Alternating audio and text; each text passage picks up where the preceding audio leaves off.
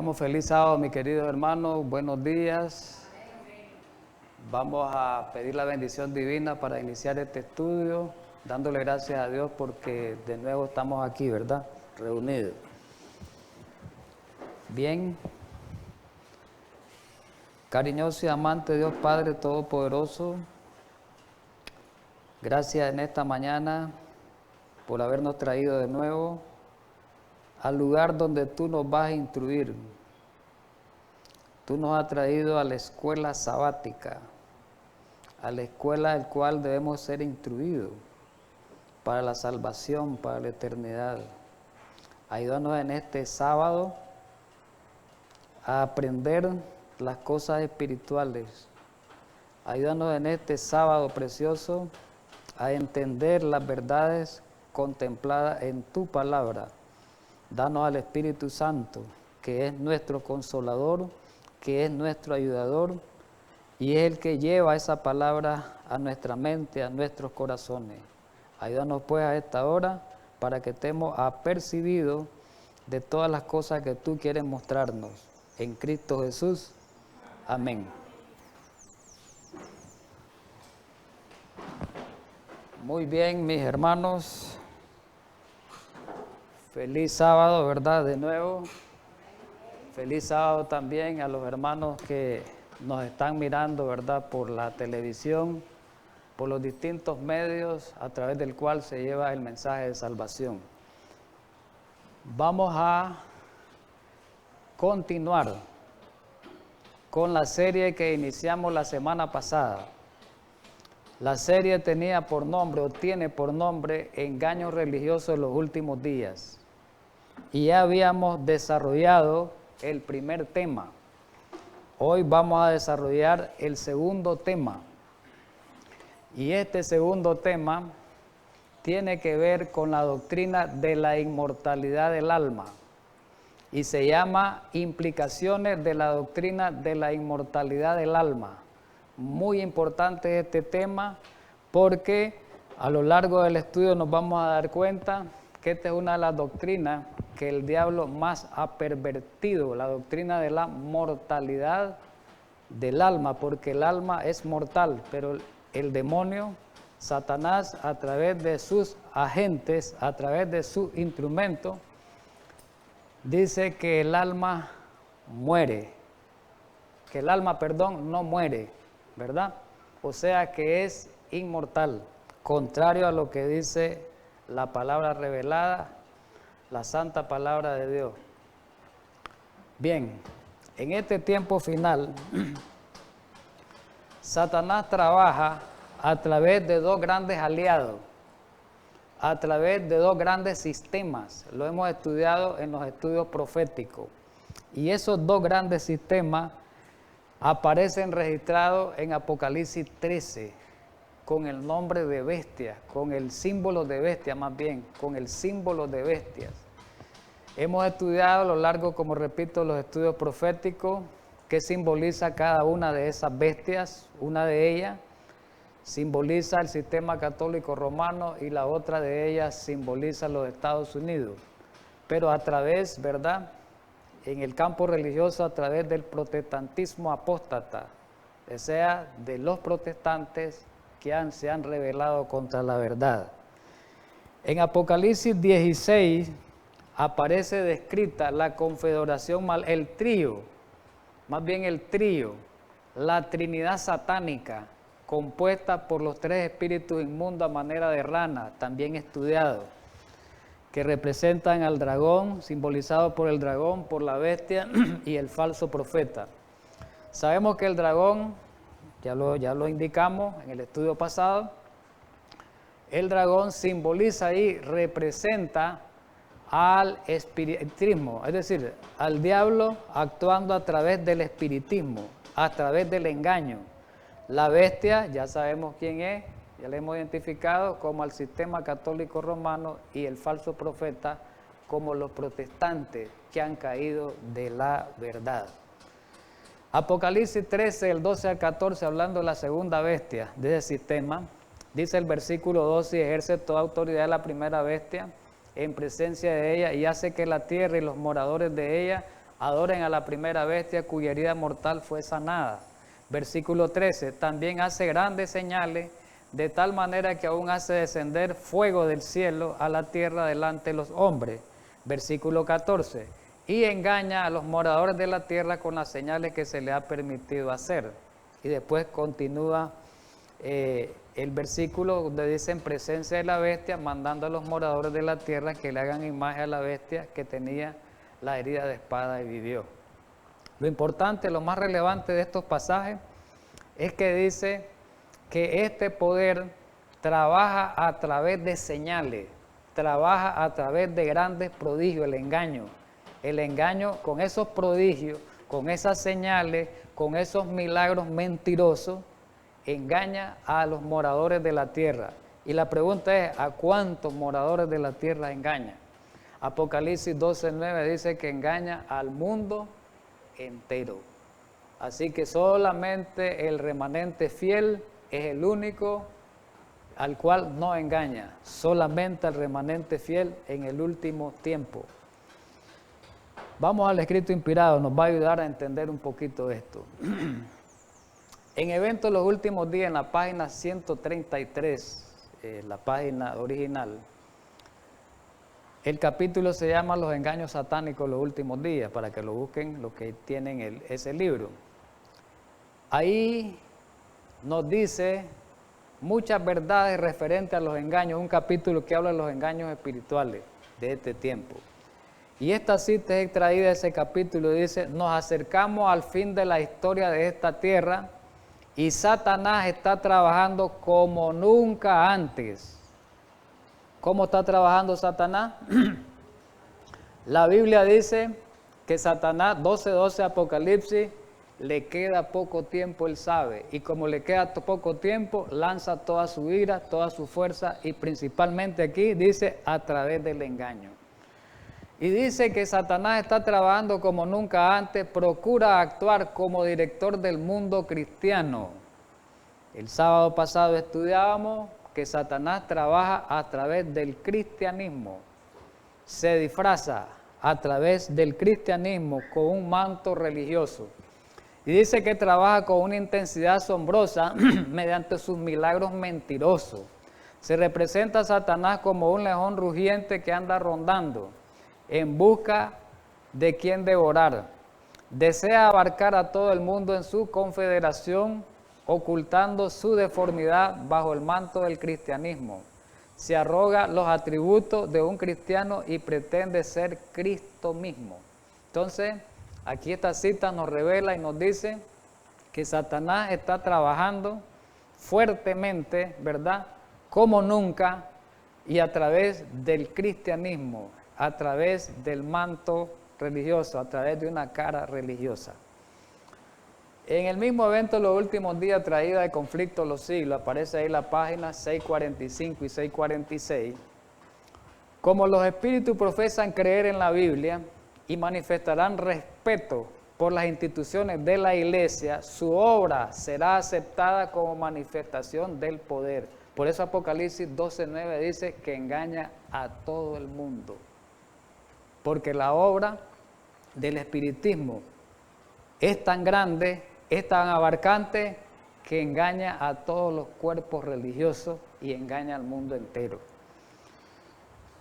Esta cita que vamos a estudiar la mencionamos en el estudio pasado, pero ahora tiene una aplicación más práctica en este estudio.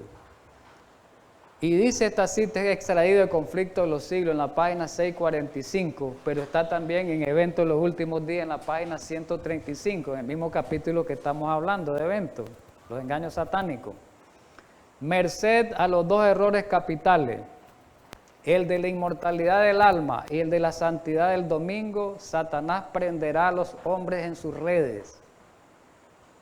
Oigamos bien, hay dos doctrinas. Hay dos enseñanzas que Satanás utiliza, oigamos bien, utiliza para sembrar la semilla del error, la semilla de la mentira. Y esas dos doctrinas son la santidad del domingo y la inmortalidad del alma. Mediante esas dos doctrinas tiene engañado a las religiones Satanás, para que lo entendamos pues, las religiones. La mayoría de las religiones, nosotros sabemos, mis queridos hermanos, guardan el domingo. Ahí los tiene prensados Satanás, como dice, en sus redes. Y la mayoría de las religiones, casi todas, creen en que los muertos, en que el alma no muere.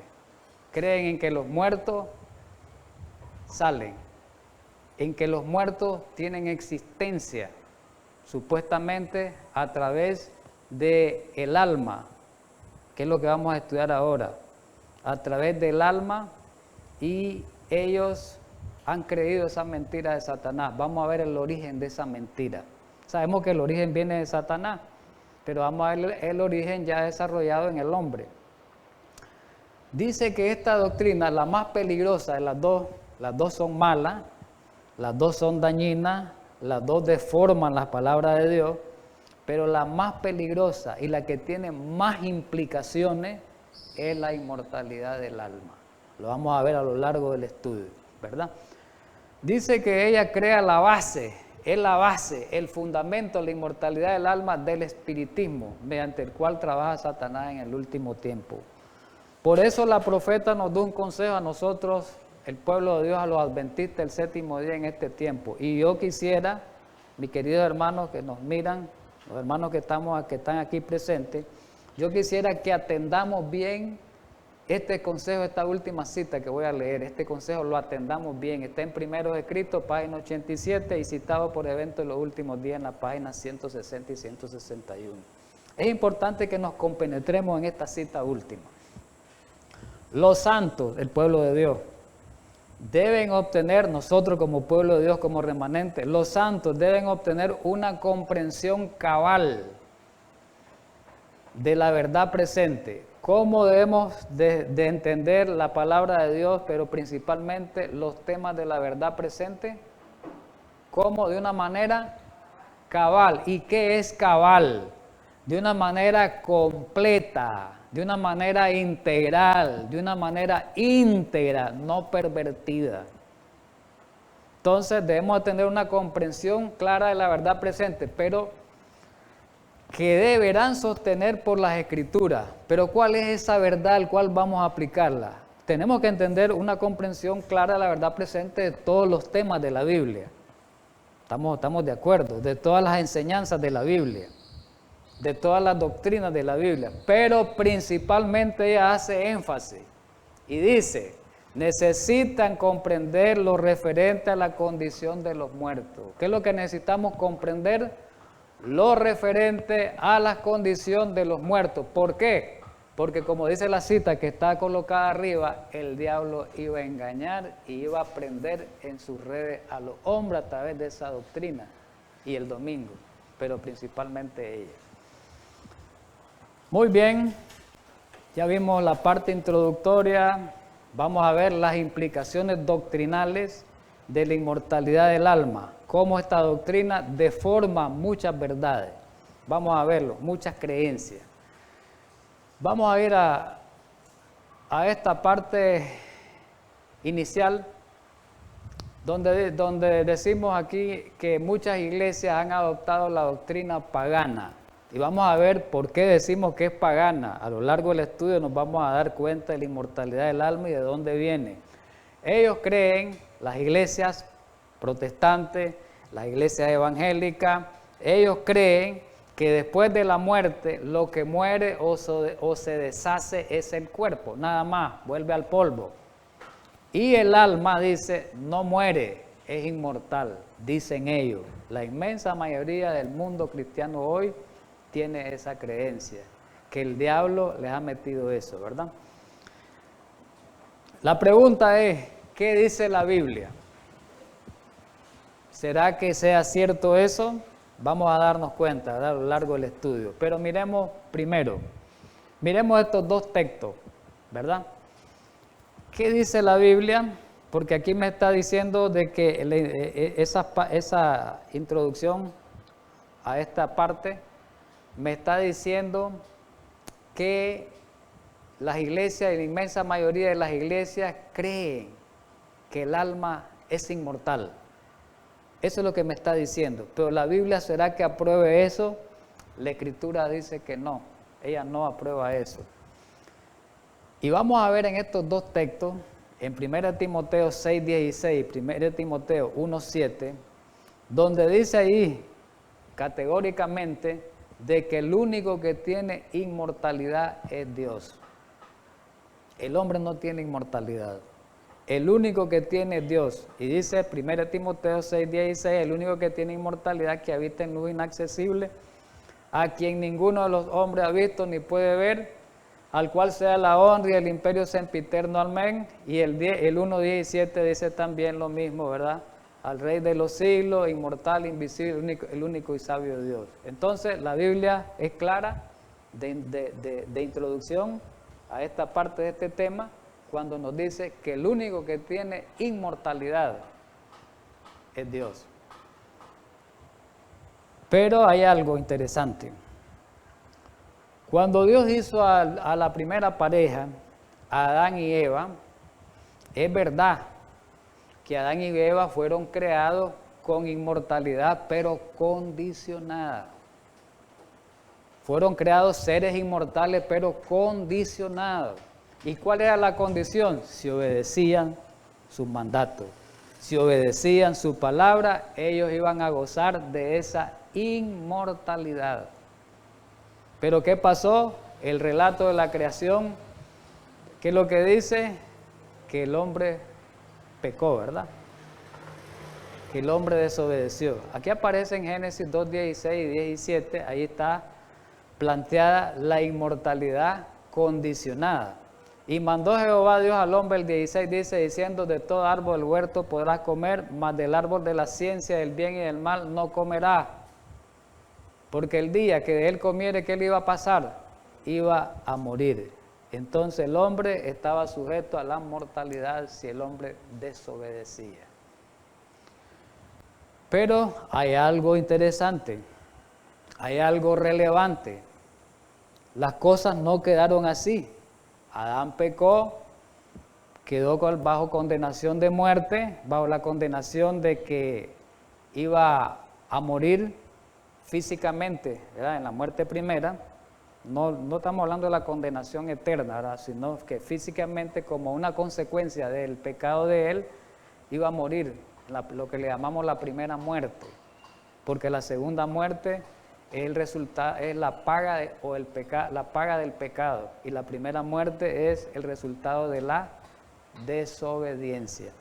Entonces, pero Dios le dio una promesa.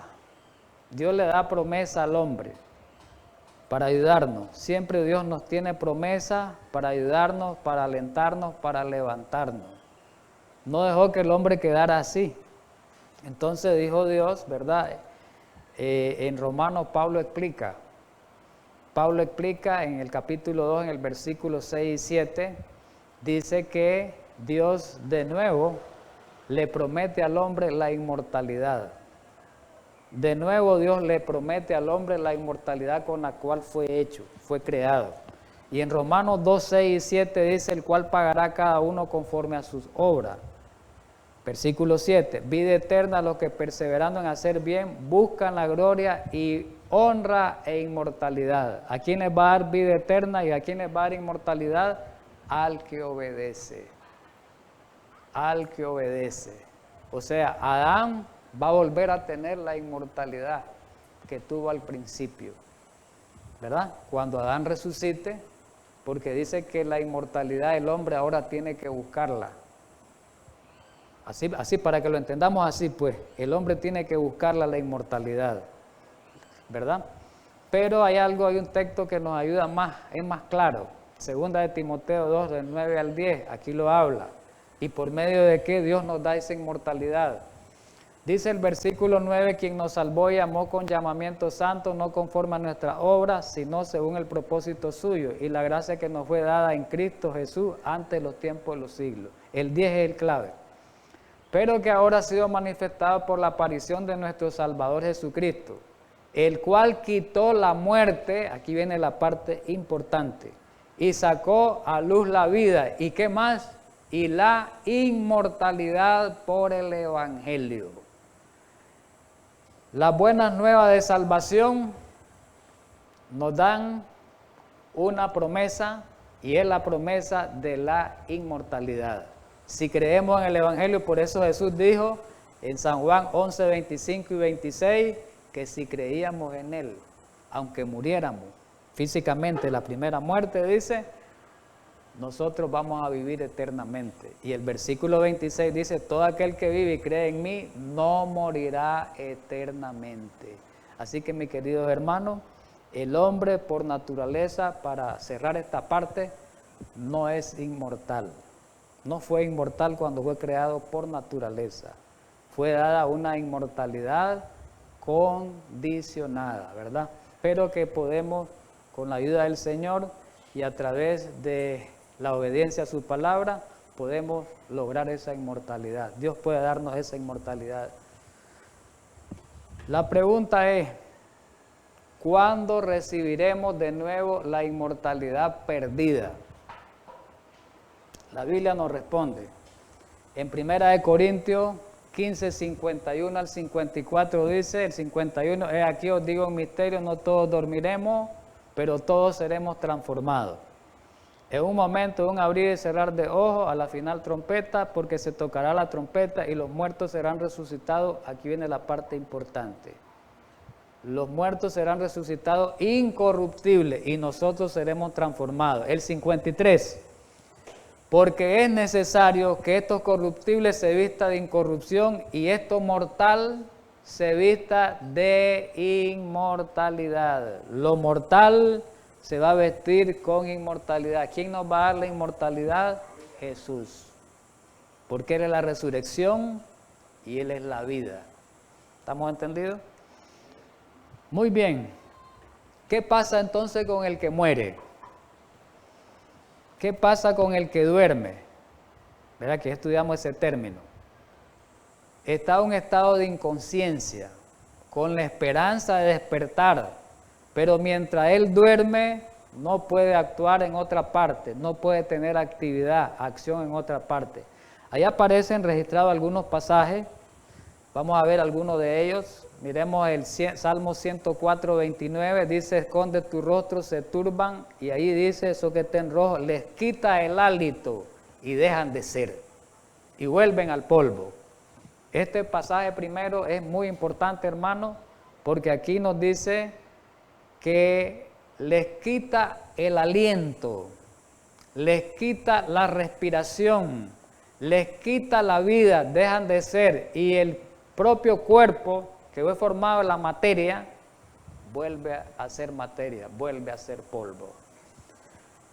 146.4 presenta las mismas características al otro salmo.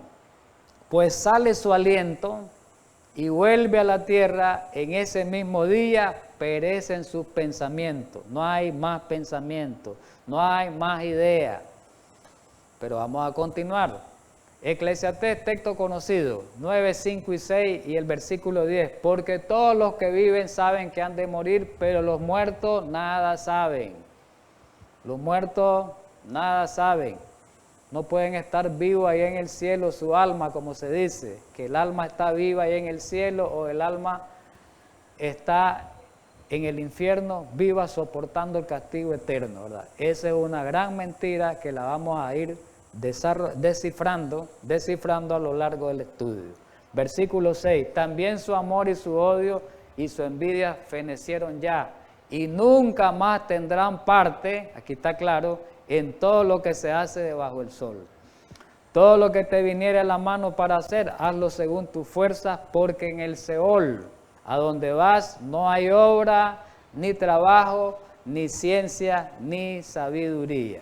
Y el último, un texto que lo conocemos bastante. Este texto habla claramente y dice que el alma sí muere. Y hay otros textos que hablan, ¿verdad? Este estudio que estoy haciendo no es un estudio meramente doctrinal del tema de la inmortalidad del alma, porque ahí se pueden ver todas esas implicaciones, todas esas partes que doctrinalmente podemos estudiar. Aquí solo estamos haciendo mención, ¿verdad? En otra ocasión vamos a tener esos estudios. Ezequiel 18, 4 y 20 dice claramente, dice que el alma que pecare, esa va a morir. El alma que pecare, esa morirá. Y vuelve a repetirlo en el 20, el alma que pecare, esa morirá. Quiere decir que el alma muere. La Biblia está diciendo que el alma muere, contrario a lo que dice el hombre, contrario a lo que dice el diablo, que el alma no muere, que el alma tiene existencia en el cielo o en el infierno. Entonces esa es una gran mentira que van a engañar a los que no estudian la palabra de Dios. Muy bien, vamos al origen. ¿De dónde vino esa doctrina? ¿De dónde vino esa creencia al cristianismo? ¿Por qué hoy las iglesias de hoy creen eso? Eso viene desde antigüedad, viene arrastrándose y pasándose de cultura a cultura y después fue llevada a la religión. El origen de la doctrina de la inmortalidad del alma. La inmortalidad del alma no es bíblica. Y si no tiene fundamento bíblico, entonces no viene de Dios. Estamos claros en eso. Es una doctrina pagana, lo vamos a ver hoy, que se ha arrastrado al cristianismo, ha llegado hasta el cristianismo. El diablo la ha llevado hasta ahí. Ese era el propósito del diablo, engañar de esa manera. La inmortalidad del alma es la enseñanza pagana que fue tomada de Egipto. Miremos las distintas países, culturas, ¿verdad? Naciones, Egipto, Grecia, pagana, naciones paganas, Babilonia, Roma. Todas esas naciones fueron paganas, todas esas civilizaciones fueron paganas. Los paganos en general creían que el alma sigue viva. De ahí tiene su origen. Y vamos a ver hoy cómo fue que se introdujo en la religión. Y es más, les adelanto. Primero, a través de mezcla de verdades y mentiras, la introdujeron en el judaísmo. Y después se extendió al cristianismo después de los apóstoles, con mayor incidencia en el tiempo de los padres de la iglesia. Y después vino al protestantismo, ¿verdad? Al final. Vamos a verlo, sí, en el estudio solo les hice mención. Vamos a ver historia. Para mostrar esto, para poder demostrar de dónde viene el origen de esta doctrina, tenemos que mostrarlo a través de fuentes históricas. Porque la historia es la que nos va a decir de dónde es el origen de esta doctrina. Es difícil, dice este escrito histórico, ahí aparece el escrito histórico original en esa letra, y aquí en esta letra celeste aparece citado ya un título en español, citado por las creencias populares. El título se llama Las creencias populares son bíblicas, por un erudito adventista, fue escrito llamado Samuel Bacchiocchi, ¿verdad? Ahí aparece, ¿verdad? La fuente.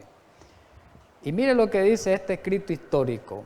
Es difícil determinar con precisión el origen histórico de la creencia en la inmortalidad del alma, dado que todas las civilizaciones antiguas se aferraban a alguna forma de vida consciente después de la muerte. Mire lo que dice esta fuente histórica, que es difícil determinar con precisión de dónde viene esta corriente, esta doctrina. Sabemos que el origen, bíblicamente, Génesis 3:4 nos da, cuando el diablo le dijo a la transformado, ¿verdad?, en serpiente, a la mujer, que no iba a morir. Desde ahí vino la gran mentira, que no iba a morir. Pero lo vamos a ver, la trascendencia que tuvo en las civilizaciones después, ¿verdad? Miremos. El historiador griego Heródoto, ese Heródoto es un famoso historiador. Hay mucha escritura sobre él. Hay muchos datos relevantes sobre él de la historia, que son bastante creíbles. Este historiador vivió en el siglo V antes de Cristo. ¿Y qué dice en su historia Heródoto, que era un griego? Mire lo que dice, un griego, que los antiguos egipcios, oiga bien, ¿dónde sitúa el origen de la inmortalidad del alma Heródoto? Que era un historiador griego. Dice que los antiguos egipcios fueron los primeros en enseñar que el alma del hombre es inmortal y separable del cuerpo. ¿Quiénes fueron los primeros? Los egipcios. Los egipcios. Y miremos este otro escrito, ahí aparece la fuente, hermano. No les voy a leer la fuente, ya ustedes los que van viendo, ahí lo miran, ¿verdad? Solo voy a leer el escrito. Los escritos, es un escrito de Heródoto, ¿verdad? Que se llama Euterpe, capítulo 123, solamente menciono eso. Ahí dice Heródoto: los egipcios también fueron los primeros en sostener la doctrina de que el alma del hombre es inmortal. Entonces, un historiador griego dice que el origen de esa doctrina de la inmortalidad del alma viene de Egipto.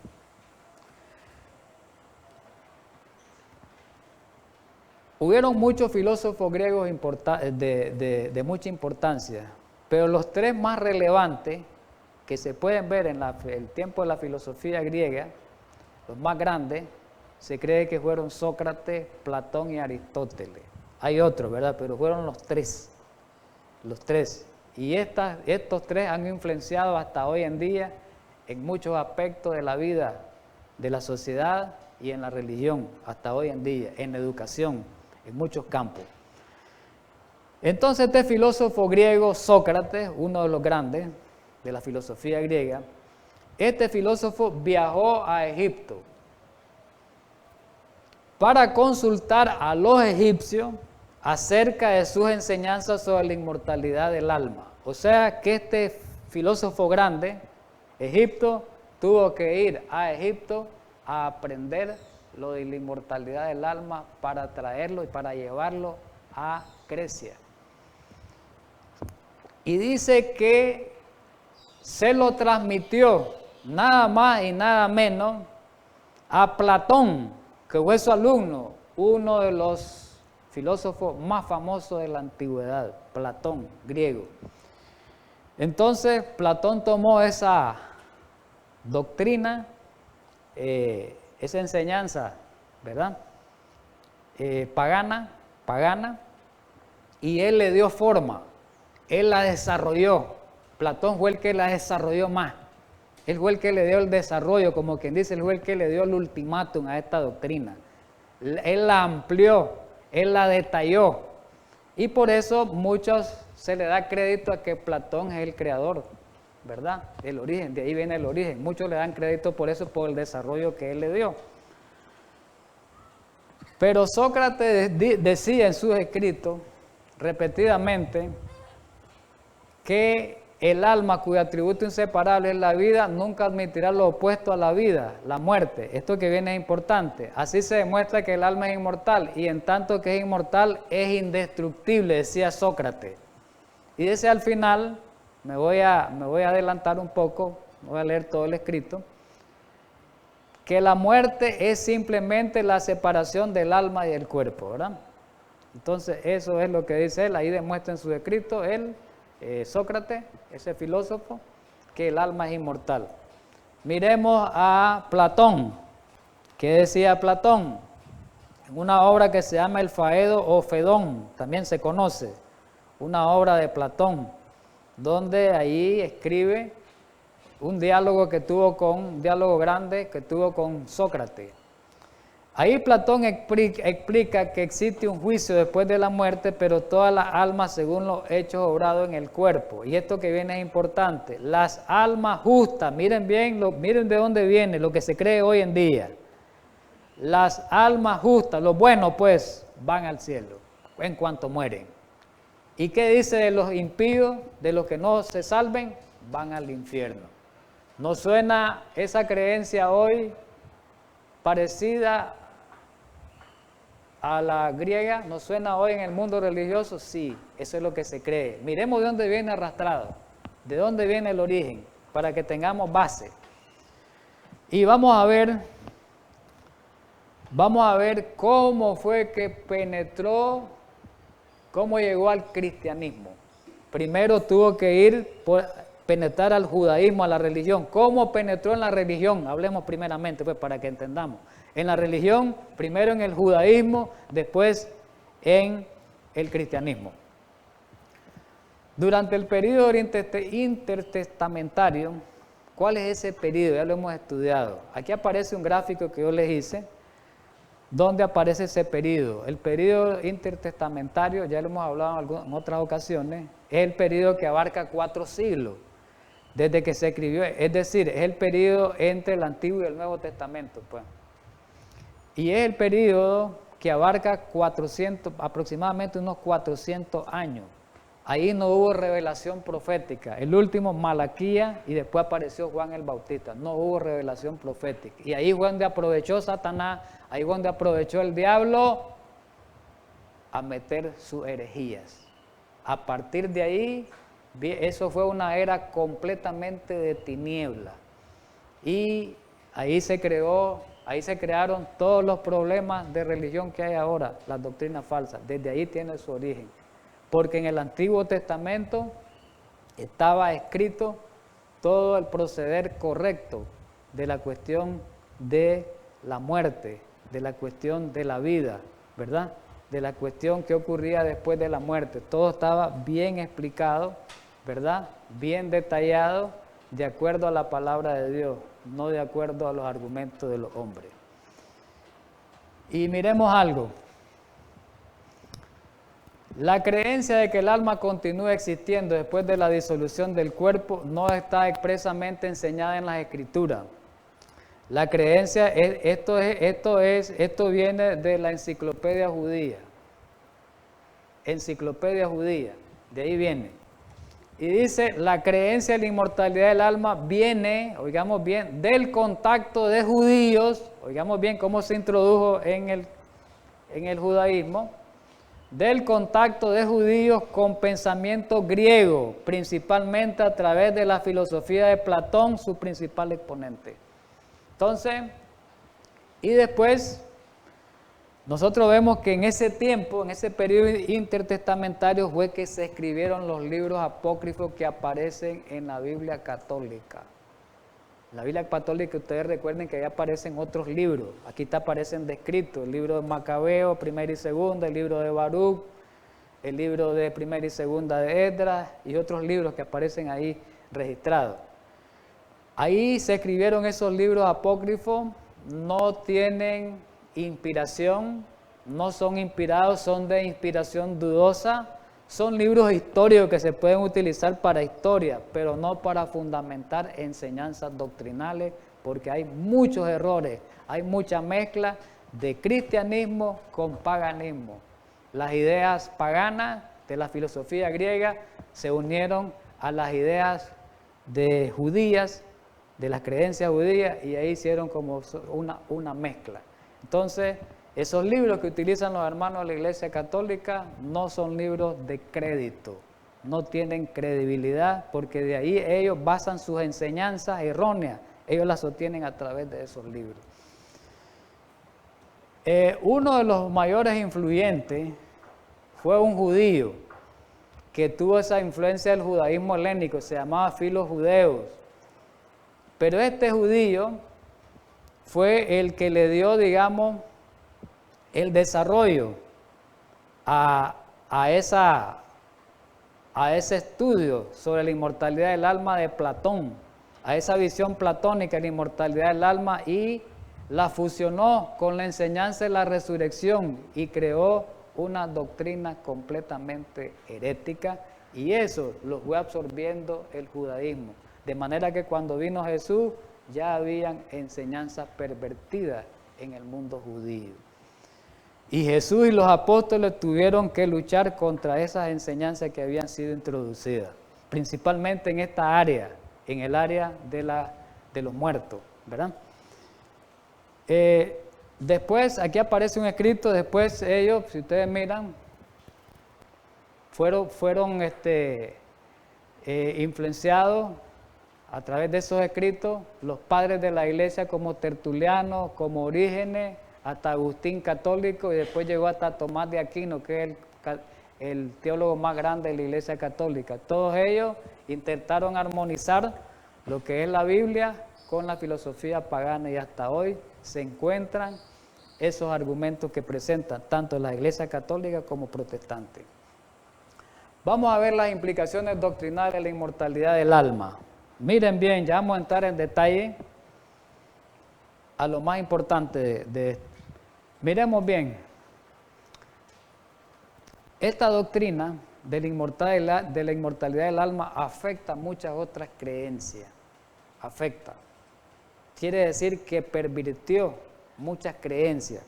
Por ejemplo, afecta, aquí aparece en el cuadro, y aquí dice que los que mueren, según esta creencia de la doctrina de la inmortalidad del alma, inmediatamente después de la muerte van al cielo, al infierno o al purgatorio, según los católicos. En el caso de los protestantes, solo cielo e infierno. Y hablan también de un infierno que arde eternamente, un infierno que arde eternamente y que nunca termina, lo vamos a ir viendo con detalle. Pero esta afecta también a la intercesión. Y ahora no solo Cristo es el intercesor, se creó otra doctrina que es la intercesión de los muertos.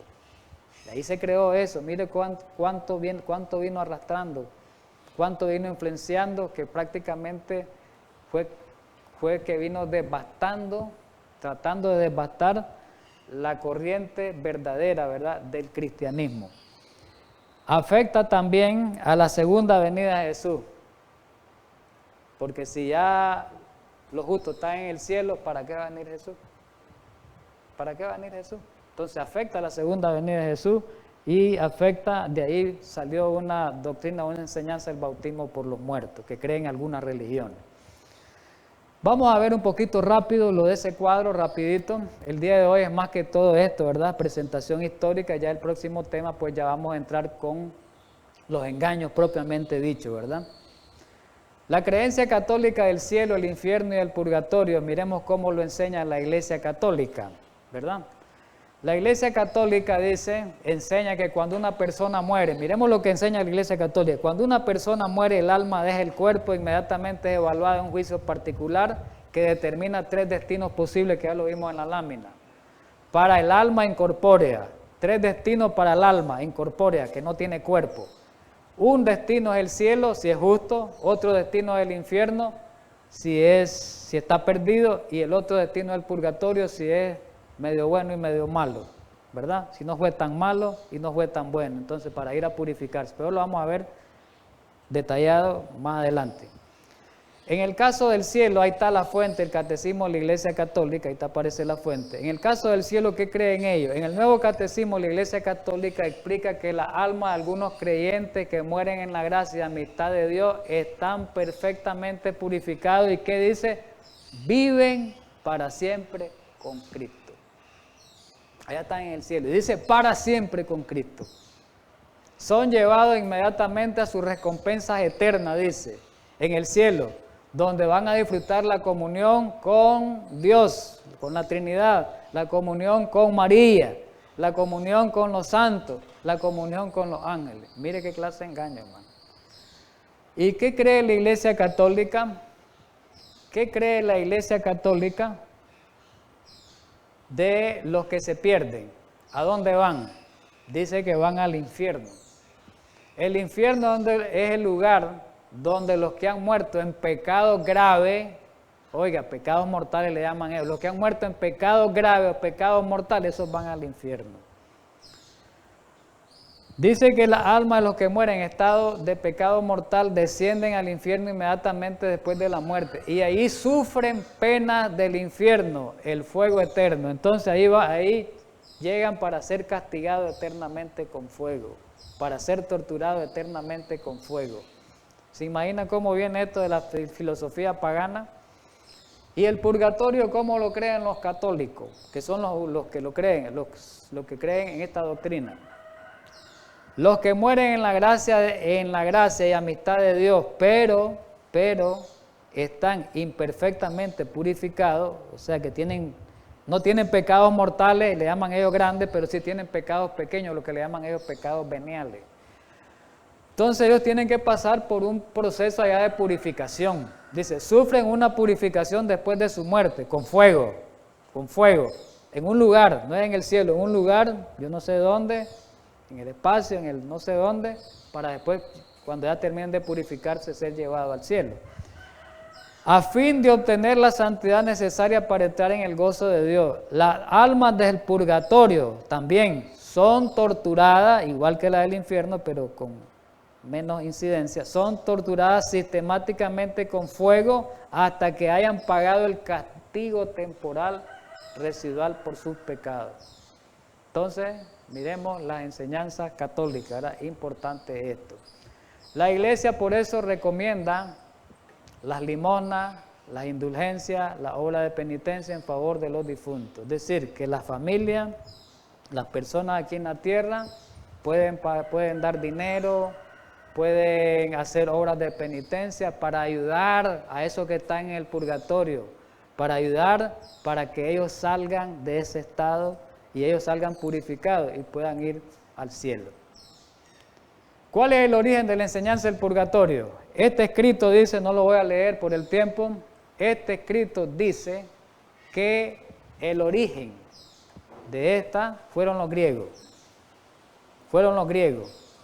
Después Clemente de Alejandría, un padre de la iglesia, la tomó. Y después vino que el inventor del purgatorio, le conoce en la iglesia católica, ahí aparece en el escrito, a Gregorio Magno, ¿verdad? Al Papa católico Gregorio Magno, se le conoce como el inventor de esa doctrina dentro del catolicismo.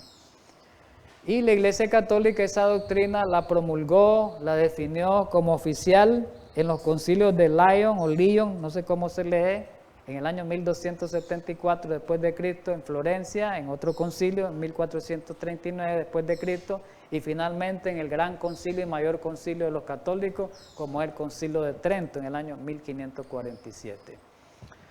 Pero ¿qué dice la Biblia de eso de la purificación? La Biblia dice que lo que purifica a una persona del pecado no es el fuego, como dicen los católicos. La Biblia dice que es la fe en la sangre de Cristo Jesús, no pasar tiempo en un purgatorio. ¿A dónde dice la Biblia eso? Ahí hay varios pasajes, pero vamos a tomar primera de Juan 1, 7 y 9. Pero si andamos en luz como Él está en luz, tenemos comunión unos con otros y la sangre de Jesús nos limpia de todo pecado. ¿Cuál es la que nos limpia y nos purifica de todo pecado? No es el fuego purificador en el purgatorio, es la sangre de Cristo Jesús, por eso murió por nosotros. El versículo 9, si confesamos nuestros pecados, Él es fiel y justo para perdonar nuestros pecados y limpiarnos de toda maldad. Y Apocalipsis 1:5 habla lo mismo. Dice que Cristo nos lavó de nuestros pecados al final del pasaje con su sangre, nos limpió esa contaminación del pecado. Pero ¿qué creyeron los protestantes? Ya miramos la iglesia católica, ya miramos los judíos, corrientes judías, ya miramos el paganismo, de dónde viene el origen en el paganismo. Pero ahora, ¿cómo llegó a la iglesia protestante? Ahora, ¿cómo llegó hoy al mundo evangélico? Pues, para así decirlo. Bueno, en el tiempo de la Reforma, los reformadores, aquí está escrito, no lo leo literalmente, los reformadores condenaron, estuvieron en contra de la doctrina del purgatorio. Ellos no la aceptaron porque ellos se opusieron a esas ventas de indulgencia que se crearon en el tiempo de la Edad Media. Ya hablamos la otra vez sobre eso. Pero ellos continuaron creyendo por todo lo que tenían ellos, la manera como ellos habían sido educados. Recordemos que la mayoría muchos de los reformadores fueron curas católicos, teólogos católicos. Entonces ellos tenían ese germen de la semilla del error, la tenían sembrada en su mente y no toda salió, no todas fueron liberadas. Dice que ellos continuaron creyendo, aquí dicen en rojo, sin embargo continuaron creyendo que las almas de los creyentes disfrutan de la dicha celestial, mientras que la de los incrédulos sufren los tormentos del infierno. Entonces, a partir de este momento, dice, la creencia en el cielo y en el infierno ha sido aceptada por la mayoría de las iglesias protestantes y se ve reflejada en varias confesiones. O sea, que los reformadores le fueron transmitiendo de generación en generación el protestantismo hasta llegar hasta hoy, ¿verdad? Que creen la inmensa mayoría de las iglesias protestantes o las iglesias evangélicas, el mundo evangélico y otros creen igual como cree el catolicismo en cuanto al infierno como tormento eterno y en cuanto a que van al cielo los que se salven inmediatamente después de morir. Y aquí hay una confesión de los calvinistas, donde ahí ellos dicen claramente, los calvinistas, dicen de que los cuerpos de los hombres después de la muerte vuelven al polvo y ven corrupción, pero su alma, los calvinistas recordemos que venían de las confederaciones presbiterianas, que eran del mundo del habla inglesa, de la iglesia presbiteriana protestante, y ellos dicen de que su alma, pero su alma que ni mueren ni duermen, teniendo una subsistencia inmortal. Ahí prácticamente dicen que el alma es inmortal. Y ahí dice al final en rojo que las almas de los impíos son arrojadas al infierno. Miren, este es un documento protestante en donde permanecen atormentados y envueltos en densas tinieblas hasta esperar el juicio. Eso todavía se maneja, eso todavía lo cree la inmensa mayoría de las iglesias protestantes. El catolicismo le dio el vino de Babilonia. El vino de Babilonia, el vino de la iglesia católica, se fue dado a la iglesia protestante, ¿verdad?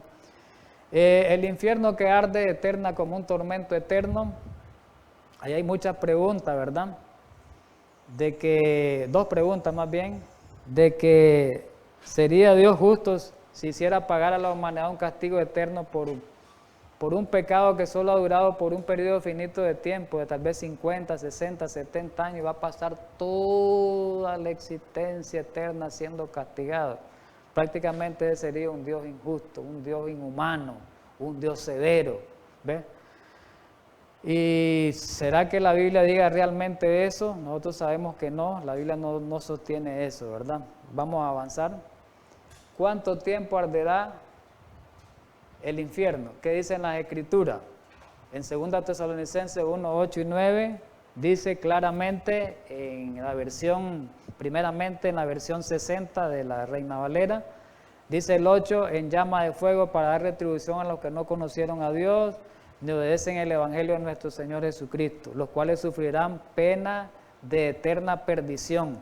Pero en la versión Dios habla hoy está más claro, en el versículo 9, como ustedes pueden notar, dice que estos serán castigados con destrucción eterna. Entonces la Biblia, la palabra destrucción eterna no es lo mismo que tormento eterno. Entonces la Biblia habla claramente que va a haber una destrucción que va a durar para eternidad. Significa una destrucción que dura para siempre. El efecto de la destrucción eterna es la muerte eterna, es el castigo final de los perdidos. Esto implica un exterminio total. Y aquí lo menciona la Biblia, vamos a verlo rápidamente. No voy a leerlos todos rápidamente, por ejemplo en el Salmo 37, 20 y 38, ahí aparece lo que está en rojo. Aparece que los impíos van a perecer, dice la Biblia, que van a ser consumidos, se disiparán como el humo. Ahí no habla de almas incorpóreas, ahí habla de destrucción total, como lo decía 1 Tesalonicenses, en Tesalonicenses. Mas los transgresores serán todos destruidos, los impíos, va a ser extinguido, dice esa posteridad. En el Salmo 21, 8 y 9 dice que los impíos, por ejemplo en el versículo 9 dice que los pondrá como horno de fuego en el tiempo de tu ira y el fuego los va a consumir, va a haber consumación, ¿verdad? Y en el Salmo 104, 35 dice lo mismo. No lo leo. El Salmo 92, 7 dice lo mismo, no lo leo por el tiempo. El Salmo 68, ya hemos leído estos pasajes otras veces. El Salmo 68, 2, ahí habla de que también dice lo mismo, pero me voy a quedar con Malaquías 4, del 1 al 3, donde dice claramente, aquí Malaquías 4 también ya estudiado, dice aquí presenta que en el tiempo final va a ser destruido Satanás junto con los impíos. Y dice que ellos van a ser ceniza bajo la planta de los pies, en Malaquías 4, del 1 al 3. Pero la Biblia asegura que el infierno tiene un fin. Transcurridos los 1000 años, Dios envía fuego del cielo y elimina a Satanás. ¿Dónde está eso? Aquí aparece en Apocalipsis 20, del 7 al 9. Ahí aparece la destrucción de Satanás junto con los impíos en el versículo 8, ¿verdad? Y aparece cómo fueron destruidos con el fuego del cielo y los consumió, dice el versículo 9. Fueron lanzados al lago de fuego, la muerte y el Hades, ¿verdad? Ya no va a haber más muerte, porque eso fue la muerte segunda. Ya vamos a ir cerca terminando, el tiempo se nos va terminando, y Isaías 65, 17 dice que Dios va a crear nuevo cielo y nueva tierra, y de lo primero no habrá memoria ni vendrá el pensamiento. Me retrocedo un poquito. ¿Y cómo es que Dios va a crear ese nuevo cielo y nueva tierra? Bueno, con el fuego, ¿verdad?, de los impíos, con ese fuego que consuma a los impíos, ese va a ser el fuego purificador que va a purificar la tierra de los pecados. Y entonces Dios va a crear un nuevo cielo, una nueva tierra, donde no va a haber muerte, donde no va a haber lágrimas, donde no va a haber dolor, donde no va a haber llanto, donde no va a haber clamor, porque las primeras cosas pasaron. Y vamos a terminar con esto, donde quería llegar. Lo tuve que hacer un poco rápido por el tiempo, hermano. Otra de las doctrinas que decíamos en el cuadro que vimos, que son afectadas, es la intercesión. Recordemos que la Biblia dice que el único intercesor es Jesús, pero a través de esta corriente han creado otros intercesores de esta corriente, la doctrina de la inmortalidad del alma, y crearon la intercesión de María y la intercesión de los santos, porque ellos están allá como seres incorpóreos, pero allá están ellos. Entonces ellos pueden interceder por los otros que están muertos, que están por los que están aquí en la tierra primero, ¿verdad? Intercede. Recordemos que el catolicismo pone a María como intercesora de los que estamos aquí, ¿verdad?, en la tierra, en favor de los pecadores necesitados en esta tierra, dice el escrito. Pero también, no quiero, ahí podríamos ahondar mucho, pero vamos a la última parte. La inmortalidad del alma anula la segunda venida de Cristo. Entonces, ¿para qué va a venir Jesús? Si ya están en el cielo. Si otros están en el infierno, ¿a qué va a venir Jesús? Jesús viene a traer a su pueblo. ¿A cuál pueblo va a venir a traer Jesús? Mire cómo deforma la enseñanza pura de la Biblia y la segunda venida de Jesús. Es una obra satánica, es una obra del diablo. No puede haber ninguna esperanza, no hay esperanza de salvación, porque dice, ¿a quién va a resucitar si ya las almas incorpóreas están allá, hermano? Es una lástima todo esto, pues, que el diablo haya pervertido las enseñanzas puras de la Biblia, ¿verdad? Y el mundo evangélico la haya tomado del catolicismo parte, pero ya sabemos que la idea, toda, el origen viene del paganismo, pero sabemos que viene de Satanás, que es el originador del mal. Así que, mis queridos hermanos, tengamos un feliz sábado y pidámosle a Dios que estudiemos más este tema de los muertos, porque es importante, porque en el tiempo final, decía la cita que hemos estudiado anteriormente, muchos van a ser engañados por tener falsos conceptos del tema de los muertos. Así que Dios nos ayude para que estudiemos más a fondo estos temas y no seamos engañados en el tiempo final. Vamos a orar, hermano. Gracias, Padre amado, Dios de misericordia, por habernos ayudado a estudiar tu palabra en esta mañana, un tema de tanta importancia y relevancia como es el tema de los muertos. Ayúdanos para que podamos estudiar más estos temas y podamos estar apercibidos los engaños de los últimos días a través de esta enseñanza falsa. En Cristo Jesús. Amén.